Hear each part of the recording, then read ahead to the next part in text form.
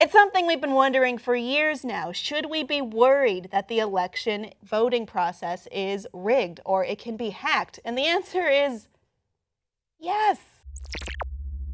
Yes, we should, and it's terrifying. So, I mean, we recently when we're talking about Donald Trump, and he was talking about the idea that he could lose at all. Recently would be, oh, it's only because the only way I could lose is if it was a hack. He's talking about just rigs in general, like that everyone's in on it. It's a big rigged. conspiracy. It's all against me. This is what I think is going to happen. I'm just this is what I'm going to blame, at least. I'm a blue-collar billionaire just trying to make it in the white man's world. Yeah, I'm an outsider, and also my daddy gave me all this money, and I'm just okay. But there are computer issues. Yeah. Besides, let's ignore that Trump said that and then bring up the point that there are actually legitimate hacking concerns that we should be scared about, or at least concerned about, at least.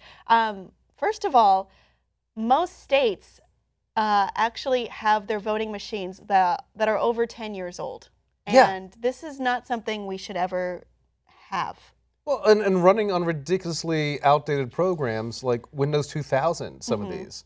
Windows 2000. According to Voting Machines at Risk, 43 states are using some machines that will be at least a decade old in 2016, and 14 states' machines will be 15 or more years old. Here's a chart that's frightening for anyone who's not living in Oklahoma and similar gray-colored states, which seem to be at least less vulnerable in terms of having outdated hardware. What's up, Maryland? Yay. And that's... Hardware is it's not by any stretch of the imagination the worst part. But though with hardware issues no longer being manufactured or supported, if there's a piece missing, it goes missing. If there's something wrong with the screen's broken.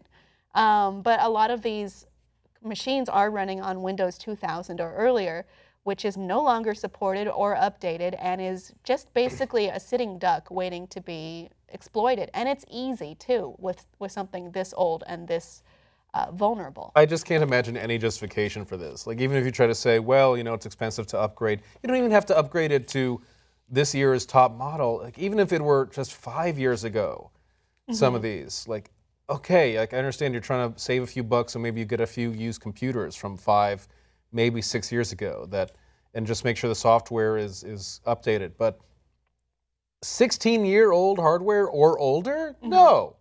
Absolutely absurd with something that has to do with government. Well, let's talk about some more other reasons why we should be scared. That's not the only one. Brian Culkin from the Multi-State Information Sharing and Analysis Center, which does work with the FBI and share information with them, by the way, said that they found 3 states targeted in recent voting-related hack attacks, though he's so far not saying which states they were. Many believe at least 2 of them to be Arizona and Illinois, due to Arizona reporting that its voting system was offline in June to cope with an attack. And in Illinois, it was said that a data breach discovered in July saw the theft of registration records for 200,000 voters. So that's not good. But also, according to reports, an anonymous attacker in June targeted an unnamed county election official with a phishing email that installed a keylogger, which could actually result in getting access to information that would have allowed them to do things like delete voter registration records or prevent people from casting ballots at all. I mean, that's the thing. Like, it is. Some people talk about like the threat of voter fraud or whatever. Like, someone brings in, but this is not that. This is a different thing. That's something else entirely. Yeah, there's so many different issues here. That exactly. Like in voter fraud, like we keep finding that it happens so rarely. It's nothing. It's not a problem. It's not an issue. This, however, if someone can hack and get voter registration information, if they can block a ballot, if they can just get your personal information that comes with the voter registration, that's a serious thing. And then this makes them a lot of these systems are very vulnerable for SQL, injection attacks, which is actually something considered extremely simple to do.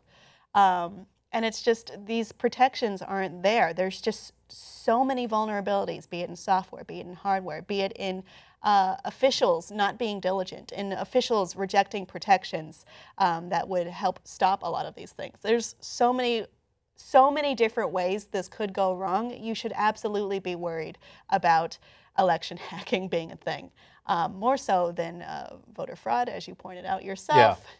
Yeah, I know someone's going to conflate these issues like, oh, so we were... it's the same thing. No, this is totally different than voter fraud, honestly. Listen to the facts. Yeah, so there's bad maintenance, backdoors built in, lots of easy ways for this to go wrong.